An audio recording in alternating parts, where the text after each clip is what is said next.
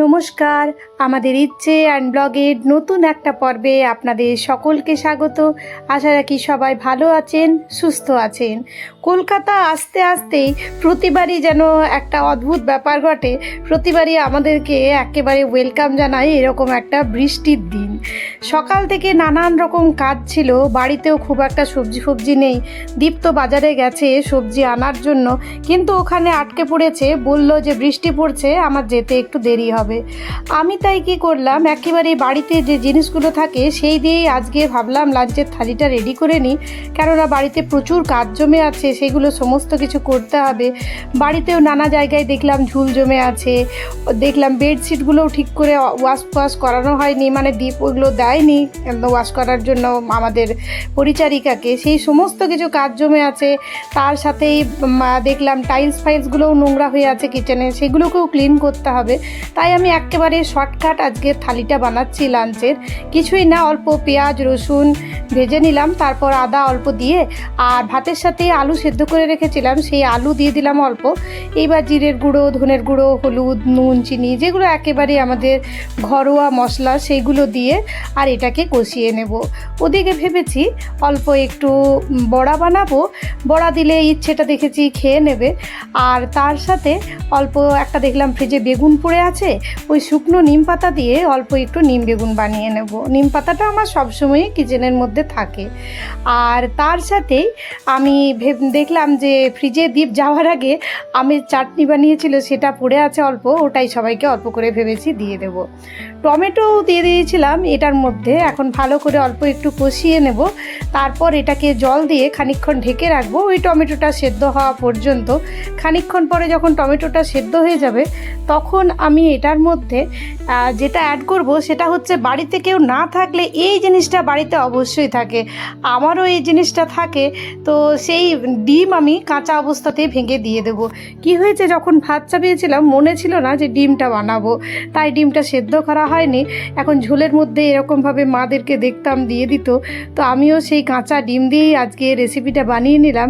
যারা চট করে বাড়িতে আসেন অনেক দিন পরে, তাদের যদি এরকম ডিম থাকে বা কিনে ডিম নিয়েও আসেন, তাহলে কিন্তু এই রেসিপিটা সহজেই বানানো যাবে। আমি উপরি হিসেবে একটু আলু সেদ্ধ করে রেখেছিলাম, সেটা দিয়েছি। তবে আলু সেদ্ধ না দিলেও কিন্তু রেসিপিটা খুব সুন্দর টেস্ট হয়। অল্প একটু গরম মশলা দিয়ে আর আমি এটাকে নামিয়ে নেব। তবে ডিমটা দিয়ে নাড়াচাড়া করা যায় না এই রেসিপিটা, এটাই যা, ডিমটা দিয়ে কিন্তু ঢেকে রাখতে হয় যতক্ষণ না ডিমটা সেদ্ধ হয়। আমি ওই 5 থেকে 7 মিনিট কম আছে এটাকে ঢেকে রেখেছিলাম। ওদিকে দীপও বাজার টাজার করে নিয়ে এসছে, বাড়িতে ফল সবজি সমস্ত কিছুই কম হয়ে গেছিলো। এদিকে বৃষ্টিও পড়ছে, যদি আবার বাজারে না যাওয়া যায় তাহলেও একটা অসুবিধে দেখা দেবে গোটা সপ্তাহের জন্য। তাই ও যতটা পারলো আজকে বাজারটা করে রাখলো। এরপর ওই যে বললাম বাড়ি ঘরদোর প্রচণ্ড নোংরা হয়ে আছে, ও কী করছে, বেসিন টেসিন বাথরুম এগুলোকে ক্লিন করব বলে পরে লেগেছে। ওরও আবার অফিস যেতে হবে, তাই তাড়াতাড়ি করে ও যতক্ষণে কাজগুলো করছে, আমি সবজিগুলো দেখলাম মোটামুটি ড্রাই হয়ে গেছে, সবজিগুলো তুলে রাখতে চলে এসেছি। এই সমস্ত সবজিগুলো আমি যখনই সবজি এরকমভাবে আনে, যেহেতু বাজার থেকে আসার পরে সবজির মধ্যে প্রচুর জল থাকে, তাই আমি কি করি, এরকমভাবে ফ্যানের তলায় বেশ খানিকক্ষণ সবজিগুলো রেখে দিই। তাতে দেখেছি যে সবজির মধ্যে যে জল থাকে সেগুলো চলে যায়, আর ফ্রিজের মধ্যে রাখলে পরে সবজি দীর্ঘস্থায়ীভাবে ঠিকঠাক থেকেও যায়, কোনো মতেই খারাপ হওয়ার চান্স থাকে না। আর ইচ্ছের যেহেতু পড়াশুনো নেই, মানে স্কুলের বইগুলো এখনও ওর আনা হয়নি, ও দেখলাম যে গল্পের বইগুলো নিয়ে বসেছে। আমিও বেশ খানিকটা নিশ্চিন্ত হয়ে রান্নাঘরের কাজগুলো কমপ্লিট করে নিলাম। এবার দীপকে লাঞ্চের থালাটা বেড়ে দিয়ে আমিও স্নান টান করে এবার ওর কাছে একটু গিয়ে বসবো। বেচারার মনটা সকাল থেকে ভীষণ খারাপ। গ্রামে এতদিন ধরে খোলা আকাশের নিচে থাকলো, এখন 1 মাস পরে যখন এসছে, সত্যি কথা বলতে সব থেকে মন খারাপ হয় আমার বাচ্চাটারই। আমরা তো বড়রা অনেক কিছু মেনে নিই, ওদের তো কষ্ট ওরা প্রকাশও করতে পারে না, আর আমরা হয়তো বেশি বলতে গেলে বকুনি দেব, তার জন্য বলতেও পারে না সমস্ত কিছুটা। চলুন স্নান ফান করে ওর কাছে গিয়ে একটু বসি। ব্রাহ্মণ নিজের গায়ে চাদরের সাহায্যে বাঘকে উদ্ধার করবে। বাঘ তাকে ধন্যবাদ জানিয়ে বলল, আমি ওই পাহাড়ের নিচে থাকি, একদিন যাবে, আপনাকে কিন্তু ছোট থেকে আমি চেষ্টা করেছি ও যে কোনো বই পড়ুক সেটাতে ওকে স্বাধীনতা দেওয়ার। এই করে করে কি হয়েছে, নিজের পছন্দ মতন বই পড়তে পড়তে ওর দেখেছি রিডিংটাও যথেষ্ট ভালো হয়ে গেছে, পড়ার ধরনটা, আর দ্বিতীয় নাম্বার ওয়ার্ড স্টকটাও প্রচুর বেড়েছে। গল্পের বইয়ে এই জিনিসটা কিন্তু বাচ্চাদের করে, এটা আমার নিজস্ব প্র্যাকটিক্যাল একেবারে ধারণা তৈরি হয়েছে।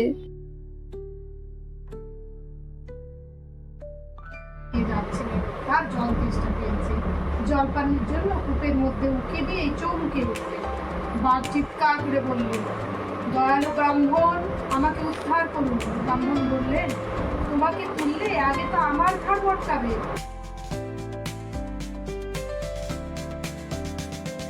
ইংলিশ মিডিয়ামের বাচ্চার মধ্যে যে শব্দকোষগুলো গড়ে ওঠে না, এইভাবে পড়ানোতে দেখেছি আমি যখন ওর সাথে পড়ি অনেক শব্দের মানে বুঝতে পারে না, তখন এসে আমাকে জিজ্ঞেসও করে।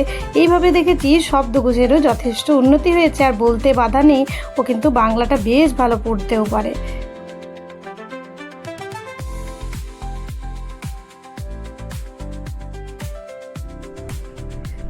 আমরা গ্রামে থাকতে থাকতে ওর একটা ব্যাগের অর্ডার অনলাইন থেকে করেছিলাম, যেহেতু ক্লাস 3-র ব্যাগটা ও ছিঁড়ে গেছিলো। এখনকার বুঝতেই পারছেন বাচ্চাদের কিন্তু ব্যাগে যে বইয়ের বোঝাটা থাকে তাতে কিন্তু একটা ব্যাগ 1 বছরই টেকে, তাই প্রতি বছরই একটা করে নতুন ব্যাগ দিই। তবে হ্যাঁ, আমি কিন্তু বছরের মাঝে আর অন্য ব্যাগ ওর জন্য আনি না, তাতে ছিঁড়ে গেলেও ওকে বোঝাই যে ওইটা দিয়েই তোমাকে চালাতে হবে।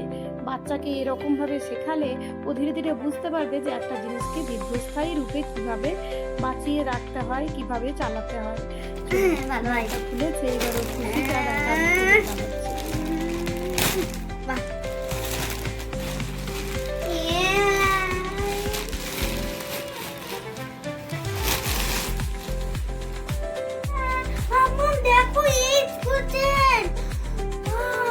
হ্যাঁ।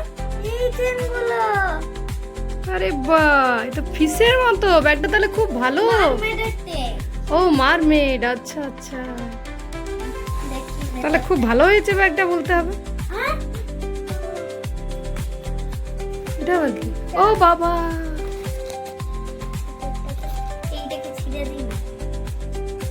তারা আগে দেখে নাও, চেন ফেন দেখে নিই, বাবাই আস। তবে ব্যাগটার মধ্যে কিন্তু দেখলাম বেশ ভালো স্পেস আছে। আপনারাও যদি অনলাইনে এরকম ব্যাগ কিনতে চান, আমি সেজন্যই দিয়ে দিয়েছি ব্যাগটাকে, কিভাবে কোথার থেকে কিনেছি সেই সমস্ত কিছু আপনারাও কিনতে পারেন। এই ব্যাগটা কিন্তু যথেষ্ট ভালো, খুব ভালো স্পেসও আছে, আর অনেক কটা চেন আছে।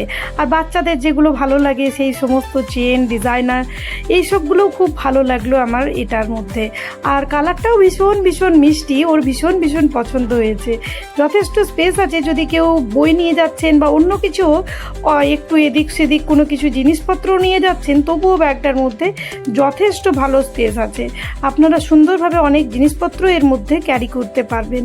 এই ব্যাগটা ভালো লাগলো বলেই আপনাদের সাথে শেয়ার করলাম। আর দেখুন, বাচ্চাদের বই নিয়ে যাওয়ার জন্য এটা কিন্তু খুব সুন্দর, এতটা স্পেস আছে।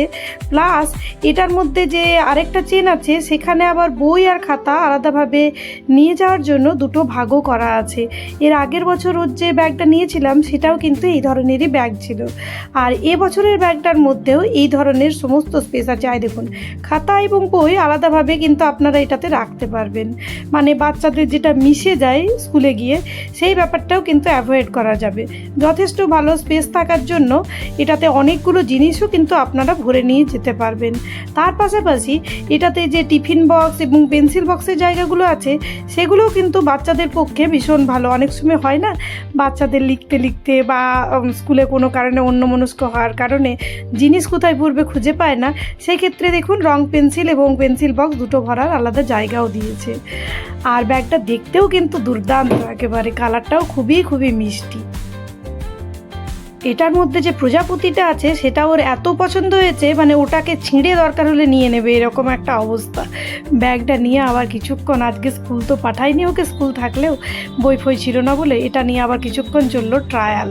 ওটা এক্ষুনি নিয়ে গোটা ঘর ঘুরে বেড়াবে বলছিল। তারপর ওকে খাইয়ে দাইয়ে ঘুম পাড়িয়ে দিয়েছিলাম, এখন বিকেলবেলায় যাচ্ছি ওর বই আনতে।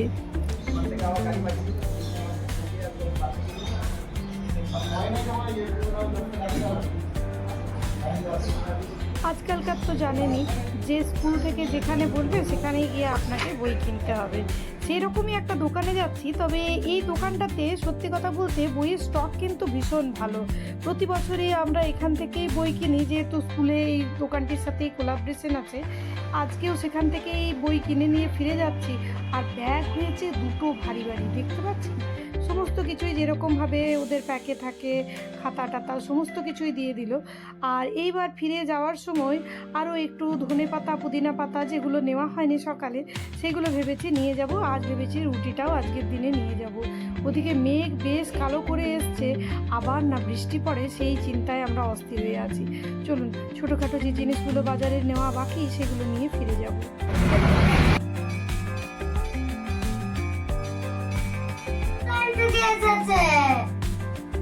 চলো, বই পেয়ে গেলে তো তাহলে চলো বেরবে, একটু কিছু খাবে।